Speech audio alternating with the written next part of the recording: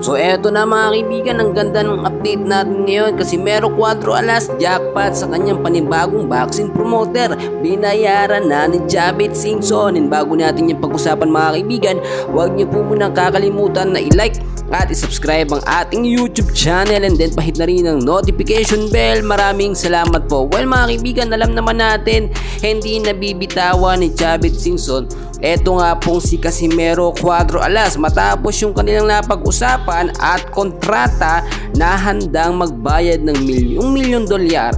Eto nga pong si Jabit para magkaroon ng magandang laban at makuha ng panibagong boxing promoter. Etong si Casimero Angas ng Pinas. So bakit kinakailangan ni Angas ng Pinas na magkaroon ng panibagong boxing promoter mga kaibigan? Sa mga update natin, tinalakay ko po mga kaibigan na si Angas ng Pinas ang kanyang kampo ay kailangan na o ginugusto ni Alas na umangat nga po sa featherweight division.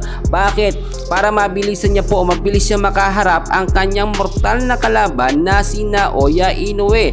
Nagkaroon ng problema yan about nga po sa budget dahil bago magkaroon ng mga bigatin o bagong promoter itong si Angas ng Pinas ay kinakailangan niya ng padulas o malaking nga pong halaga. Kaya naman sa napag-usapan ni Angas ng Pinas at ito nga po si Jabit Singson ay handang magbigay ng malaking halaga at gumastos dito sa ating pambato na si Angas ng Pinas. Kinakailangan kasi yan mga kaibigan at ang mangyayari dito, it's a win-win situation. Hindi po lugi dito mga kaibigan si Jabit.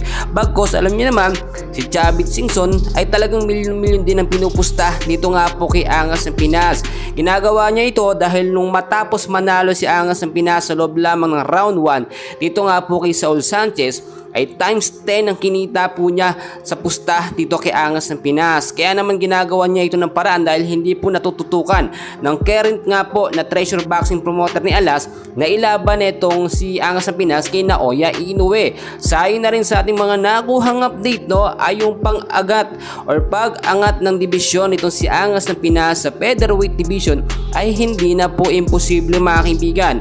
Once na makaangat na ng dibisyon itong si Angas ng Pinas mga kaibigan ay mas malalakas sa boksingero ang kanyang makakalaban. Alam nyo mga kaibigan, nung sinasabi ng iba, ang mga inilalaban lang daw kay Angas sa Pinas, yung mga talo ng boksingero.